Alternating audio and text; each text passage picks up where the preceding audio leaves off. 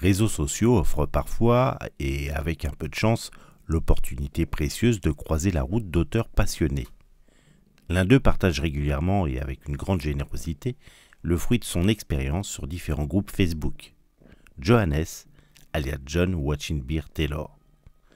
Sans plus attendre, je vous invite à faire sa connaissance. Bonjour John, merci de nous recevoir. Bonjour, merci de m'avoir invité. Avec plaisir. Alors pour ceux qui ne te connaissent pas, peux-tu rapidement te présenter s'il te plaît? Alors, je suis Johannes Couturier, mais les gens me connaissent parfois aussi sous le nom de John Watching Beer Taylor, qui était mon pseudo quand je faisais du cowboy action shooting, activité que j'ai arrêtée. Autrement, j'ai été armurier à Grenoble pendant 5 ans. J'ai aussi arrêté cette activité-là suite à des changements de législation qui ont fait que le chiffre d'affaires s'était cassé la figure. Et après, j'ai été au Hussard pendant 14 ans. Et cette période-là, j'ai aussi écrit des articles pour les revues Cible et Action Armée Tir. Très bien, donc ce que tu m'avais dit, c'est que tu es un autodidacte, et ça force un peu le respect dans ce domaine aussi pointu. Comment tu t'es lancé dans l'univers des armes anciennes? Alors, c'est vrai que je suis pas armurier en fait. J'ai appris tout seul, petit à petit. Je dirais que le déclic, c'était quand j'étais très jeune, je devais avoir 13-14 ans, on était allé manger chez les amis de mes parents. Et il y avait une réplique de revolver à carcasse laiton dans un holster accroché contre le mur. C'est vrai que c'était déjà une époque où j'étais assez amateur de western. Et quand j'ai vu ça, j'ai demandé ce que c'était. Et la personne chez qui on était l'a sorti, elle m'a montré le truc. Et ça a été un déclic. C'est-à-dire tout d'un coup, je voyais en vrai ce que j'avais vu dans les films. Et ça a déclenché le truc. J'ai demandé à mes parents de m'acheter des bouquins à ce sujet-là. J'aime, je suis très bouquin. Et j'ai commencé à lire. Et assez rapidement, j'ai demandé à avoir la même chose pour Noël. Et donc, mes parents, ma mère m'a emmené au magasin Manu France de Grenoble, à l'époque où il y avait encore des Manu France partout. Et je suis ressorti avec une réplique Uberti de Remington Belt en calibre 36. Voilà, et j'avais mis le doigt dans l'engrenage. Très bien. Tu disais tout à l'heure que tu as travaillé au Hussard, c'est une référence, certains se souviennent de ces fameux catalogues et cette armurerie. Quel était ton rôle exactement là-bas? Alors, au Hussard, j'étais responsable des armes américaines d'époque, des répliques, des armes de tir et des armes de chasse et du rayon rechargement. D'accord. Et dans ces secteurs que tu gérais, c'est lequel qui te passionnait le plus? Bah, je dirais c'était les armes américaines d'époque, les répliques et le rechargement. C'est les trois trucs qui m'intéressaient le plus et dont je m'occupais le plus. Les armes de tir, les armes de chasse, comme j'étais le seul à avoir des notions, c'est moi qui m'en occupais, mais c'était pas spécialement mon truc. Et puis c'est toujours quelque chose qui te passionne, aujourd'hui? Ah bah oui, oui, effectivement, moi je suis resté au Hussard jusqu'à la fermeture qui doit avoir eu lieu en 2012, il me semble. Où là, ça a fermé pour des raisons sur lesquelles je ne m'étendrai pas. C'est resté mon truc. Le problème, c'est qu'on ne voulait pas déménager et retrouver du boulot dans le secteur. Après, j'ai trouvé un autre boulot, mais qui me prenait vraiment tout mon temps. Mais j'ai continué à tirer, recharger. Oui, ça reste ma passion en fait. La lecture, ça fait 2 fois que tu en parles et puis pour avoir échangé avec toi, il y a une place importante dans ta vie, avec les livres. Alors quelle place ça occupe? Quelle Ouais, j'ai été un gros, gros, gros lecteur quand j'étais adolescent et jusque, je dirais, à l'âge de, je sais pas, une quarantaine d'années, je lisais énormément, mais de tout un tas de trucs, hein. J'étais très branché polar, science-fiction, BD, et bien sûr, livres sur les armes. Si ce n'est qu'à l'époque, c'était assez complexe parce que moi, très vite, je me suis intéressé aux armes américaines, aux armes américaines de l'époque qu'on appelle Old West. Et à l'époque, il n'y avait pas Internet, il n'y avait rien de tout ça. Donc, ça veut dire qu'il fallait les trouver, les bouquins.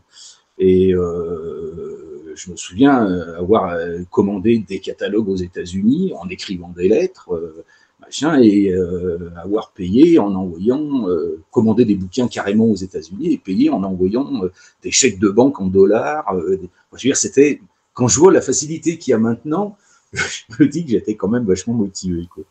Et au Hussard, tu avais accès certainement aussi à des ouvrages.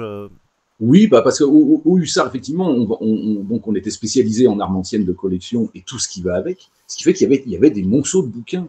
Quand on rachetait, par exemple, des collections complètes suite à un décès, généralement, les gens, ils ont de la documentation. Donc, on se retrouvait des fois avec des caisses complètes de livres, donc qu'on mettait en vente. Mais c'est vrai que du coup, moi, j'en ai racheté beaucoup à cette époque-là aussi. Parce que tu tombes sur des bouquins qui ont été édités il y a 10, 20, 30, 40 ans, qui sont devenus totalement introuvables.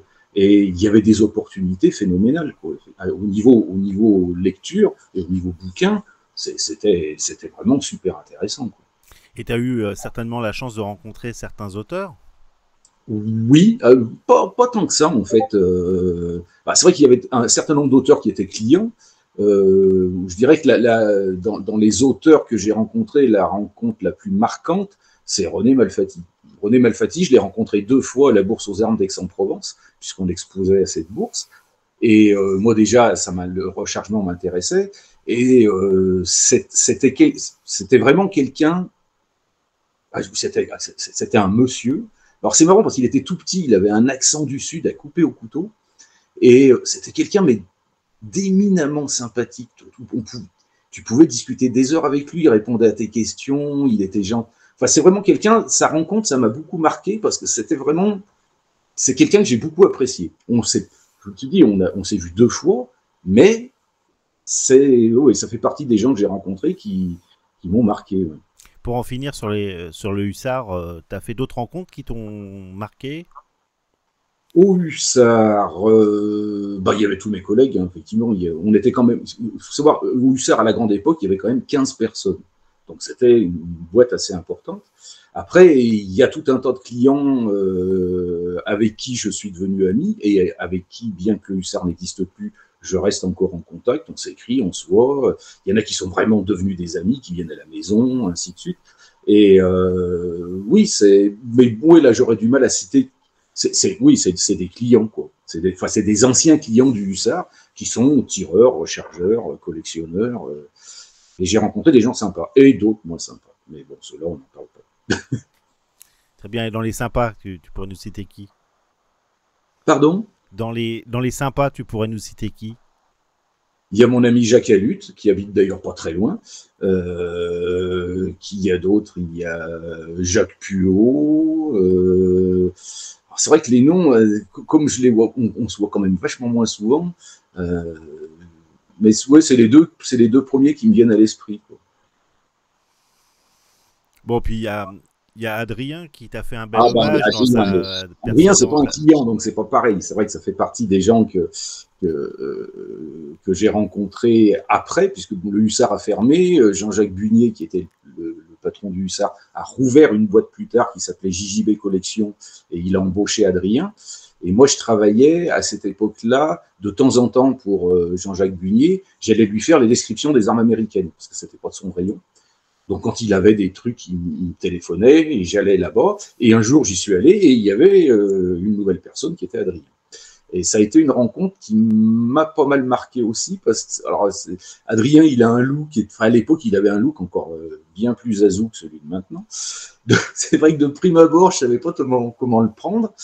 Je sais pas lui comment il m'a vu. Mais ça a très vite collé. Il faisait des vidéos, donc à un moment il m'a proposé d'en faire ensemble, et donc on en a fait ensemble. Et j'ai trouvé ça super génial. C'est vrai que je regrette que ça soit arrêté en partie parce que bon, ben, comme certains le savent, j'ai été cambriolé, donc j'ai beaucoup moins d'armes qu'avant, et ce qu'on avait prévu, on ne pouvait pas le faire. Et puis lui a déménagé pour des raisons professionnelles, et maintenant il habite loin. Mais oui, je garde un souvenir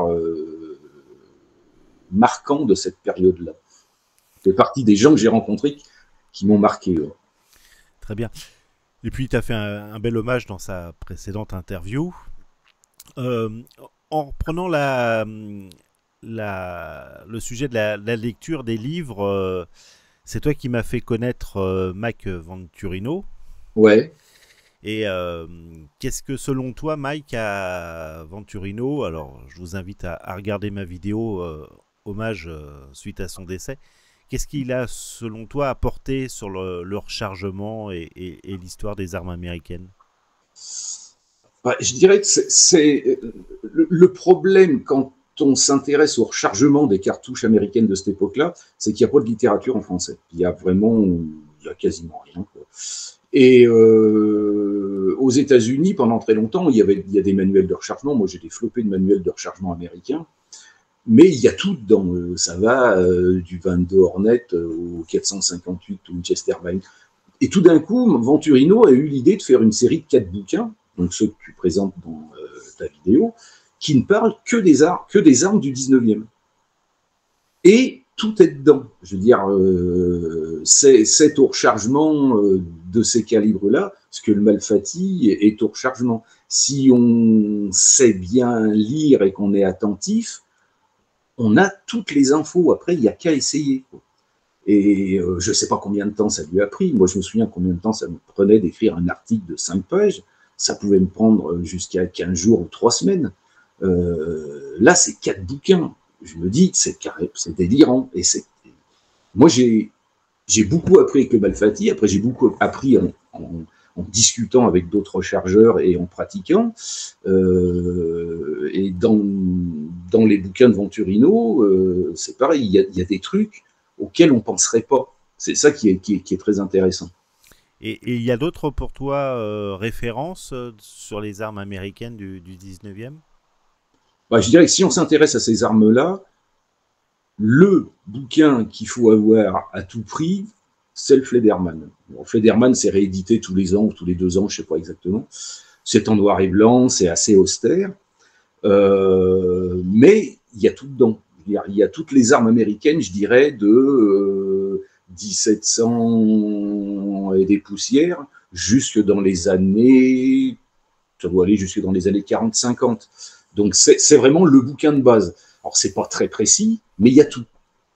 C'est ça qui est phénoménal. C'est vrai que c'est une vraie référence Ah oui. et agréable et curieux à regarder aussi.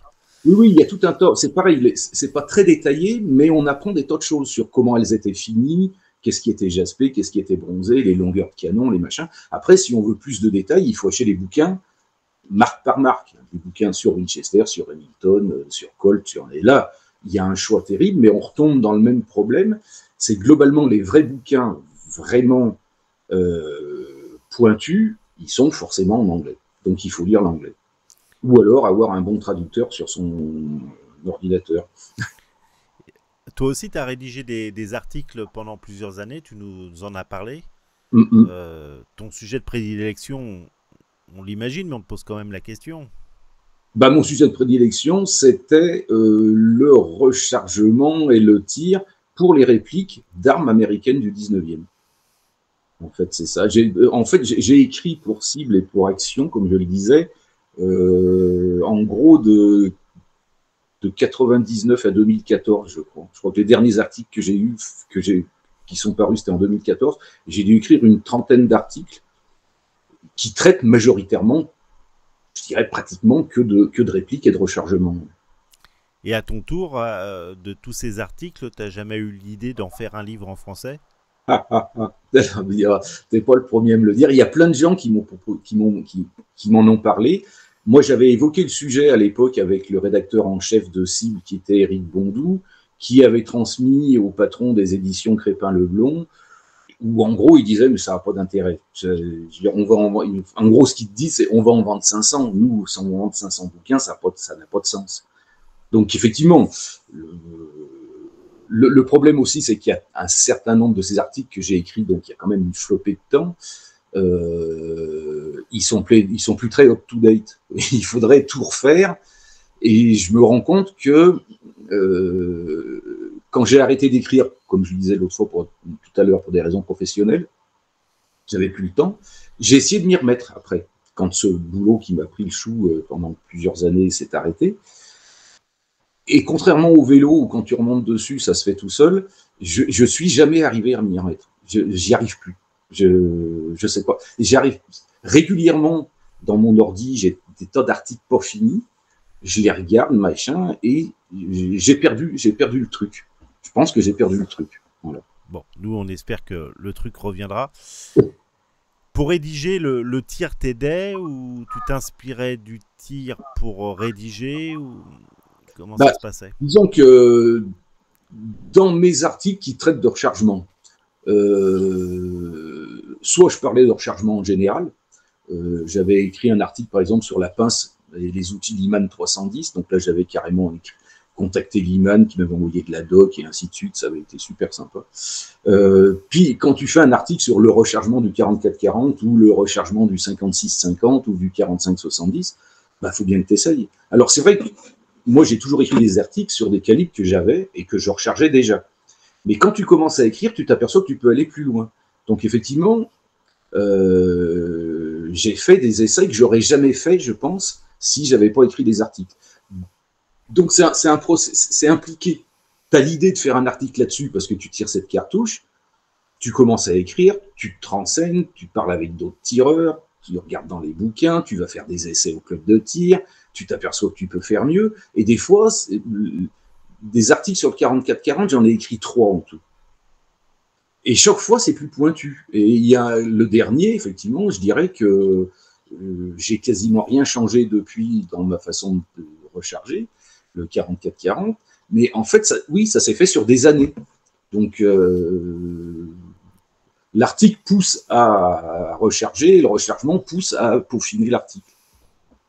Aujourd'hui, tu n'écris plus, puis tu n'exerces pas, mais tu continues par loisir à travailler dans ton atelier, à faire des réalisations. Pour ceux qui te suivent sur les réseaux sociaux, on voit avec plaisir régulièrement tes réalisations.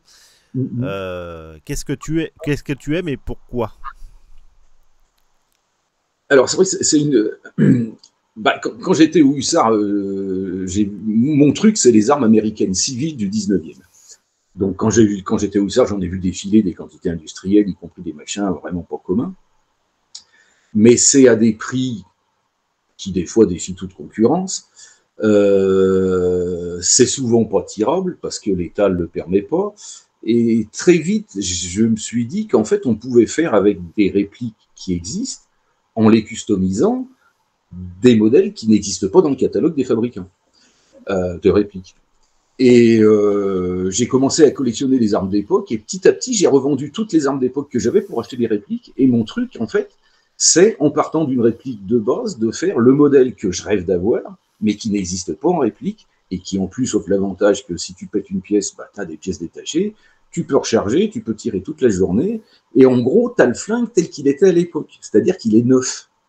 Parce que nous, maintenant, sauf modèles de luxe qui ont été conservés dans certaines conditions, qui sont arrivés chez nous à l'état neuf, la plupart des flingues, ils ont bien été usés, et ils n'ont pas forcément été usés à l'époque. Je cite souvent, j'ai plus à qui j'en parlais l'autre jour, c'est vendu récemment aux gens chers le Scofield de Jesse James, qui est dans un état déplorable, et qui s'est vendu quand même à un prix intéressant. Il est resté dans la famille de Jesse James depuis que Jesse James s'est fait flinguer là, par Bob Ford. Et en fait, pendant des générations, les enfants se sont amusés avec ce flingue. Et ce qu'il a usé, et ce qui fait qu'il est devenu moche, c'est que personne s'en est occupé. Tout le monde s'amusait avec, il est tombé par terre, on le prêtait aux gamins, des gens venaient le voir, oh, c'est de à l'époque, les armes, elles étaient neuves, les mecs, ils en prenaient soin. Et un des intérêts que je trouve dans les répliques, c'est qu'effectivement, tu as une arme comme elle était réellement à l'époque. Alors, il y a peut-être d'autres personnes qui n'osent pas, qui sont autodidactes aussi, et qui aimeraient se lancer dans des réalisations. Quel conseil tu leur donnerais? Bah, c'est de pas hésiter. Alors, je vais être franc. Là, je commence quand même à un peu toucher ma bille, mais j'en ai foiré des trucs. Donc, il faut pas avoir peur. Il faut s'entraîner sur d'autres trucs. Quand me suis lancé dans refaire des finitions de bois, machin, au début, tu n'essayes pas sur une crosse, tu essayes sur un bout de bois. Et puis, il faut pas hésiter à se renseigner, effectivement. Il y a des tas de bouquins qui traitent de ça. Et maintenant, avec Internet, mais tu trouves tout ce que tu veux. Quoi. Je veux dire, après, on retombe dans le même problème, c'est qu'il y a beaucoup plus d'infos en anglais qu'en français. Donc, c'est bien d'être bilingue. Voilà, ou attendre quelqu'un qui est sachant puisse nous écrire des livres en français. Alors, Ah, ah. toi qui as eu une formation de philo, Ouais. comment ça influence ta façon d'aborder les armes? L'histoire ou la transmission, le savoir, enfin, voilà. Est-ce qu'il y a une influence de ta formation scolaire là-dessus? Alors, bah, c'est vrai qu'un de mes auteurs préférés, c'est Montaigne, qui est quelqu'un qui est dans l'explication, le partage, la réflexion. Et c'est vrai que oui, je pense que par exemple, quand j'ai commencé à écrire des articles, c'est parce qu'on me téléphonait au Hussard et que mon patron m'a dit Johannes, vous passez votre temps au téléphone à expliquer des trucs, ça va bien 5 minutes. Donc, je me suis dit, ah, je vais faire des articles. Et quand j'ai trouvé une solution à un problème ou de rechargement ou d'autre chose ou de bricolage, je suis content et j'aime bien. Et ça me paraît être la moindre des choses d'en faire profiter tout le monde. Quand on, quand on sait comment faire, c'est agréable de le dire. Et puis, ça marche dans les deux sens. T'expliques des choses, les gens t'en expliquent d'autres, et de fil en aiguille, ben, tu t'enrichis et t'enrichis les autres. Donc, oui, pour moi, c'est vachement important, effectivement. Et c'est entre autres pour ça que j'ai créé ma page Facebook. Et exactement, c'est là où d'ailleurs je t'ai connu, parce que tu Ouais. partages énormément sur Facebook avec générosité et pédagogie. Et ce qui te motive à transmettre, du coup, c'est quoi? Je pense que c'est aussi dû quand j'ai commencé dans le tir aux armes anciennes, à une époque, j'ai fait de la compétition. Bon, j'ai arrêté assez vite parce que je me suis rendu compte que la compète, c'était pas mon truc. Mais il y a des trucs, où tu croises des gens qui font des cartons hallucinants avec la même arme que toi, avec laquelle tu n'arrives à rien. Donc tu vas les voir, tu dis bonjour, comment vous y prenez Et il y a des gens qui t'expliquent, et puis tu tombes aussi sur des crétins là, qui te disent bah, je fais ce qu'il faut. Hein. Et tu sens qu'en fait, le type, il n'a pas envie de te le dire parce qu'on est en compète et qu'il veut pas bah, il veut être le pro. Et ça, moi, ça m'échappe totalement. C'est quand, quand j'ai trouvé un truc, il faut que je le dise. Ça, et j'en ai, j'en ai bavé pour trouver des solutions à certains problèmes de rechargement, et j'aurais bien aimé qu'on m'explique. Mais c'est vrai que c'était pareil, comme je disais tout à l'heure, c'était à l'époque où il n'y avait pas de réseaux sociaux, il n'y avait pas tout ça. Et maintenant que ça existe, pour moi, c'est un plaisir d'expliquer ce que j'ai découvert. Et comme je le disais il n'y a pas longtemps, les gens te disent, mais moi j'ai fait comme ça. Oh, tu dis, c'est vrai, ça, je n'y ai pas pensé. Et en fait, oui, c'est un enrichissement constant. Et je pense qu'un jour, la journée, bon, peut-être pas la journée, mais la semaine où tu n'as rien appris, c'est une semaine perdue. Et puis, on appréciera aussi nous-mêmes, et on t'en remercie, de transmettre cette culture armurière. T'es aussi cinéphile, et Ouais. tu m'as dit que tu étais très critique sur les westerns. Tu peux nous Oui, en alors dire pourquoi? parmi les gens que j'ai rencontrés, il y en a un aussi qui m'a marqué, c'est Patrick Marseille. Patrick Marseille, c'est un ami qui fait du cuir Old West. Enfin, il fait pas que ça, il fait des miniatures, il fait des trains à vapeur. Enfin, je veux dire, à lui, il a de l'or dans les mains à côté. Alors moi, je suis vraiment naze. Il faut pas avoir peur de le dire. Il s'occupe d'une société. Enfin, il a monté il est artisan. Il a une boîte qui s'appelle PLM Brand Saddlery qui fait du cuir très haut de gamme. C'est parmi, à mon avis, les 10 meilleurs fabricants de cuir Old West au monde. On s'est rencontrés quand j'avais mon armurerie à Grenoble, donc c'est vieux. Et je suis allé le voir chez lui. Et quand tu rentres chez lui, c'est l'Ouest américain. C'est-à-dire, je suis rentré chez lui, j'étais 130 ans en arrière. Il a une culture à ce niveau-là sur des tas de trucs et des machins. Et c'est lui qui m'a fait découvrir que l'Ouest, le vrai Ouest, ça n'a rien à voir avec ce qu'on voit dans les westerns. C'est le western américain est à l'Ouest américain, ce que le péplum est à l'Antiquité ou le film de chevalier est au Moyen Âge. C'est-à-dire que c'est une vision fantasmée de la chose.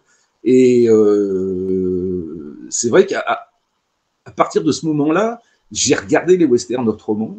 Alors maintenant, d'ailleurs, j'en regarde quasiment plus, sauf des relativement récents, parce qu'on sent que les metteurs en scène, les gens qui font le décor, les accessoiristes, ont fait des efforts parce qu'on s'est rendu compte qu'effectivement, l'Ouest n'est pas comme on le voit dans les films de John Ford. Malheureusement, j'aime beaucoup John Ford, hein, mais quand tu t'y connais, ça fait quand même un peu rire.